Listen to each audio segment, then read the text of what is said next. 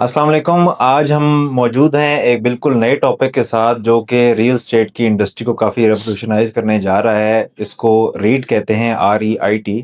और इस रीट के टॉपिक को हम लोग डिटेल में डिस्कशन करेंगे। ये रीट होती क्या है, कितने किस्म की होती है, अब्रॉड में काफ़ी ममालिक में, दुबई में और जो काफ़ी डेवलप्ड कंट्रीज़ हैं वहाँ पे ये कॉन्सेप्ट काफ़ी कॉमन है और ये पाकिस्तान में भी स्टार्ट हो चुका है।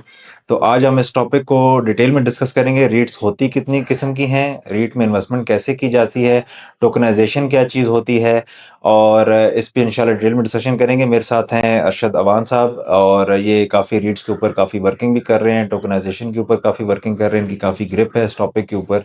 तो इनसे हम डिटेल में डिस्कशन करेंगे कि रीट के बारे में ये अपनी डिटेल से एनालिसिस दें इसके ऊपर।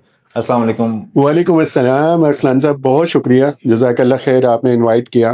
रीट और टोकनाइजेशन ब्रांड न्यू कंसेप्ट हैं पाकिस्तान की मार्केट के लिए। आल्दो दुनिया में माशाल्लाह बहुत अच्छा काम हो रहा है, लेकिन पाकिस्तान की मार्केट में अभी बिल्कुल नया कंसेप्ट है यहाँ पे और अभी अडॉप्टेबिलिटी हो रही है। तो इंशाल्लाह इस पॉडकास्ट में हम कोशिश करेंगे इन दोनों कंसेप्ट को खोलने की और डिटेल में डिस्कशन करेंगे इंशाल्लाह। अच्छा, मुझे सबसे पहले ये बताएं कि एक आम बंदा जिसके लिए बिल्कुल नई चीज़ है, रीट को पहले तो एक्सप्लेन करें, रीट है क्या, इसकी पूरी एब्रिविएशन क्या बनती है।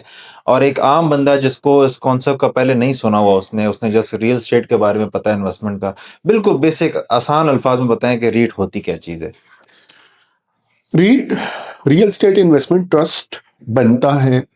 उस ट्रस्ट के नाम पे प्रॉपर्टी ट्रांसफर होती है और बेसिक पर्पस ये होता है कि हाई एंड की प्रॉपर्टी में एक आम आदमी आसानी से इंटर हो सके, आसानी से इन्वेस्टमेंट कर सके। ठीक है। दुनिया में बहुत पॉपुलर है। पाकिस्तान में अभी स्टार्ट हो रहे हैं। पहले फिनटेक के स्टार्टअप आए थे। फिनटेक से मुराद जैसे इजी पैसा आया था, जायज़ कैश आया था, बहुत फाइनेंशियल फिनटेक के स्टार्टअप थे और उनको बहुत पॉपुलैरिटी मिली। इस हद तक का पॉपुलैरिटी मिली कि उनको अभी बैंक के लाइसेंस मिल गया, इजी पैसा को मिल गया, जायज़ कैश को मिल गया और बहुत नेक्स्ट लेवल पे वो जाने लगे। जब इस पॉपुलैरिटी को देखा गया गवर्नमेंट के लेवल के ऊपर, तो फिर ये रियलाइज किया गया कि हम रियल एस्टेट में, प्रॉपर्टी में भी ऐसे कंसेप्ट लेके हैं जो दुनिया में पॉपुलर हैं, रेगुलेटेड हो और एक आम आदमी आसानी से उसमें इन्वेस्टमेंट कर सके। क्योंकि पाकिस्तान में अगर हम देखते हैं ना, तो 3 सेगमेंट में मेजर इन्वेस्टमेंट्स होती है। आम आदमी इन्वेस्टमेंट करता है उसमें, बैंक्स में इन्वेस्टमेंट करता है उसमें, स्टॉक मार्केट में इन्वेस्टमेंट करता है और उसमें तीसरा रियल एस्टेट में इन्वेस्टमेंट करता है। और इस वक्त पाकिस्तान में सबसे ज्यादा जो इन्वेस्टमेंट हुई है वो रियल एस्टेट में हुई है। तो गवर्नमेंट ने चाहा कि हम रीट को प्रमोट करें और ऐसे प्रोजेक्ट इंट्रोड्यूस करवाए जाएं जिनमें आम आदमी आसानी से इन्वेस्टमेंट कर सके। ठीक है। अच्छा, मुझे बताएं, इसमें ना SECP इन्वॉल्व हो जाता है। SECP का एज अ रेगुलेटरी अथॉरिटी इस पूरे रीट के प्रोसेस में क्या इन्वॉल्वमेंट है? ठीक है। और इसके अलावा कोई और रेगुलेटरी अथॉरिटी भी गवर्नमेंट की तरफ से असाइन हुई भी है रीट्स के प्रोजेक्ट्स के लिए? SECP main core regulatory authority है रीट के प्रोजेक्ट में। रीट की रजिस्ट्रेशन, उसका प्रोसेस सेम उसी तरह से होता है जैसे बाकी कंपनीज का होता है, पब्लिक लिमिटेड कंपनीज का होता है।